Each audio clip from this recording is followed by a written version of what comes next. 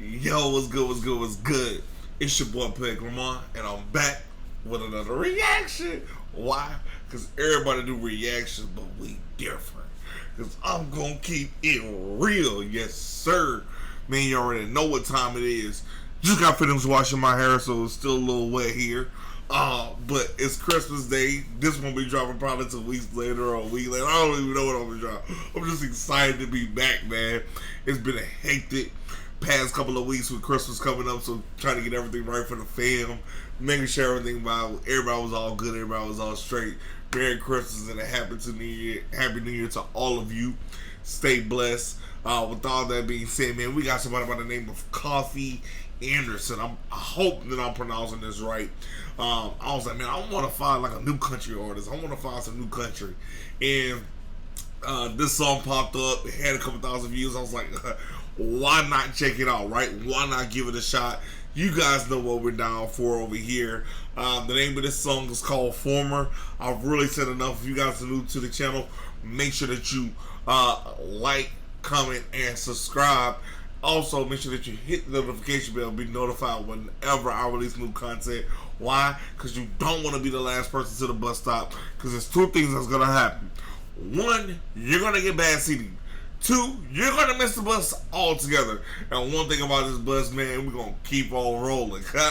Hey, if you know, you know then. Yes, Lord.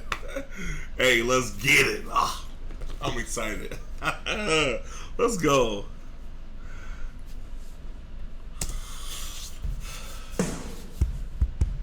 Come on.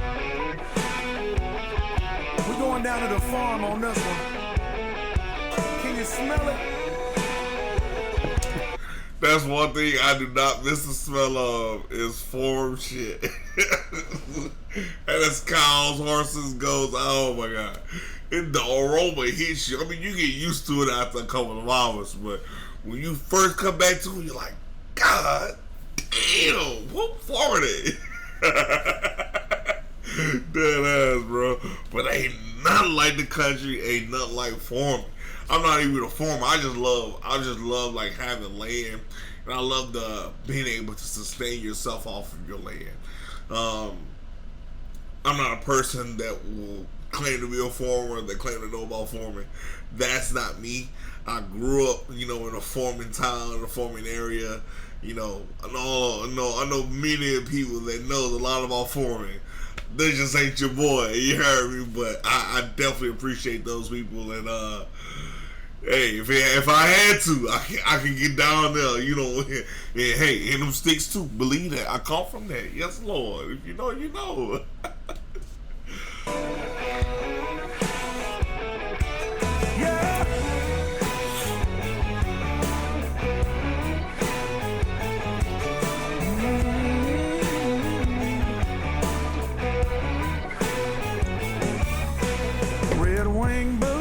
Blue jeans on, John Deere green, keep the green coming home. Ooh, time to get paid. Turning on roads, sipping on cold, case with the wheel rake, blowing out smoke. Ooh, time to get paid. What you know about that? Sunburn, barn pile high with hay, loading that silo down with grain. Take his hat off and thank the Lord for rain. The farmer, yeah. Harvest that cotton across the southern plains, waiting on that Midwest corn to change. Plowing for $1 and his dad's last name. The farmer, yeah. Yeah. Till the cows come home, working down to the bone. Dairy on the farm, chickens in the coop, feed like cowboy, ranching land too. Ooh, time to get paid. What you know about that? Sunburn barn pile high with hay, loading that silo down with grain. Take his hat off and thank the Lord for rain. The farmer, yeah. Harvest that cotton across the southern plains, waiting on that Midwest corn to change. Plowing for $1 and his dad's last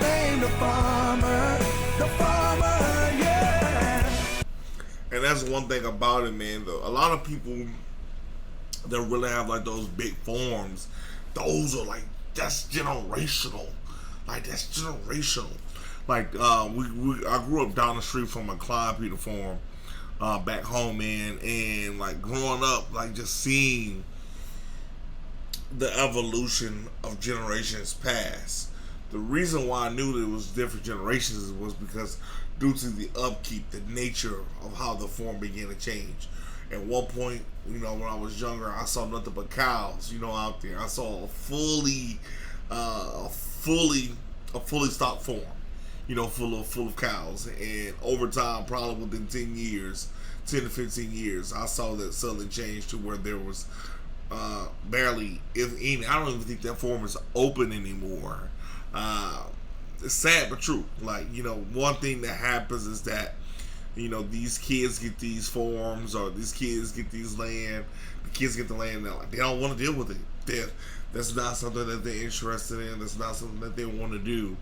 And instead of continuing to pass it on, or setting it up to where it doesn't, you know, cost you something, it still generates some sort of passive income, at least to pay for itself. You know, they don't want to deal with it. They just want to sell it and be done with it, make the profit and be done, right? You know, instead of passing it on to the next generation. You know, people, you know, your great grandparents, your great grandparents, or, you know, your loved ones that gave this to you, work hard to keep this, man. Work hard to, you know, have something to pass down. Because one thing, you know, they always say is God not making no more land. You know what I'm saying? Like, there'll never be more land available. So, you know, and that's one thing that I try to pride myself on, that, you know, I really want to. I'm 27 now. I'm about to be 28 in a couple of days. About 2 weeks now. And one thing, you know, that I want to do by the age of 30 is that I want to acquire a significant piece of land. You know, I've owned multiple houses now at this point in my life. I owned a house, sold a house, bought another house, I upgraded, you know, and it's at this point that now I wanna acquire something to pass on. You know what I'm saying? Like, I don't know, land is it for me. You know, I love land. You know what I'm saying? And I just feel like as a person that that was raised in the South, I'll be totally fine. My 40 acres and a mule. You know what I'm saying? I'll be totally fine. You know, if I got, you know, drive the vehicle I want, I'll be totally fine. I could do that. I could live off the grid. That's not a problem. Not a problem at all, man. I just love being outside. I love working with my hands. I always come up with something to do outside. Like, my girlfriend said me all the time, like, you always outside finding something to do. Like, you know what I'm saying? That's just what I saw. That's what I came from. That's what I did as a child. And so now that I'm an adult, it's hard for me to have land, like have the ability to do something on my own property and not do it, or not take action or do something. So that's just where I say, man. Let me know what you guys think about that, man. How do you guys feel about, you know, how do you guys feel about that? Do you feel like the kids should continue to pass it on, or do you feel like they should sell it if they don't want it? You know what I'm saying? I just feel like if this is something that was generational, what gives you the right, besides obviously you owning it now, what gives you the right to, you know, make that type of decision? I feel like if it was passed on to you, then you should pass it on to the next generation, and that's just where I stand with it. You know what I'm saying? Because the time, energy, and effort that went to sustaining and doing everything they could to, you know, to leave behind this legacy should be valued. And once it's gone, ain't no coming back. You know what I'm saying? So it's just, I don't know, man. It's just one of those things that, unless you just like need the money, you know what I'm saying? I honestly believe that that's just something you gotta just keep in the family, man. You gotta keep it in the family. I always say, when I get my 40 acres, hey, it's gonna be in a living trust. It's gonna be in a trust to where my kids can't sell it. You know what I'm saying? They can live on it for free. They can do whatever they want for free. They can borrow. They can, they can only borrow a certain amount of years, whatever. But it'll always come back to where, it stays in the family. And I don't want to find a way to do that. I know there got to be a way. I know that there's a way. That's too many things that the government has for that not to be possible. So, man, but I know I kind of got a little sidetracked there. But man, just thinking about this kind of stuff, it kind of upsets me just because I'm from the South, man. So I've seen a lot of stories like this. People that own a lot of land and they sell off to these big, these big developers, and they come in, they cut out all the trees and put up all these buildings and shit, man. And it's just that small town is not so small anymore. So,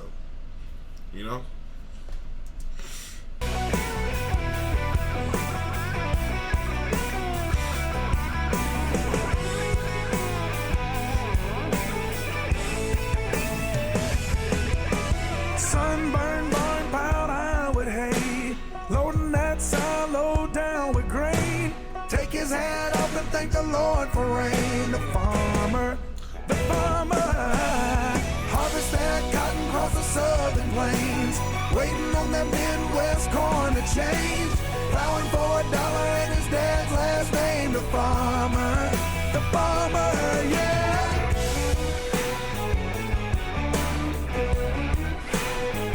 Till the cows come home, working down to the bone. Yeah. Hey, that was pretty awesome. You can't lie. Hey, man, I really got like Luke Bryan vibes. Like he remind me of like a Luke Bryan. I'm not even gonna lie to you. Hey, so you like Luke Bryan? I say you gotta check him out, right? You gotta check him out for sure. Hey, man, Coffey Anderson, that was a dope song. Great introduction to you. When I see new stuff, hey, I'm gonna tap in, my guy. Hey, you've earned a new fan for sure. Thank you guys so much for tuning into the channel. I greatly appreciate it. Make sure that you like, comment, and subscribe. Help the YouTube algorithm find more people like you. Why? Because we're trying to grow.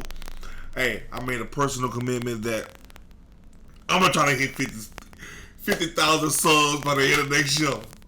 I'm going for it. All gas, no brakes. So let's go. Hey, it can be done, man. It can be done. With all that being said, man, as always, make sure you guys stay humble, stay blessed, stay safe. Most importantly, stay out of the way, guys.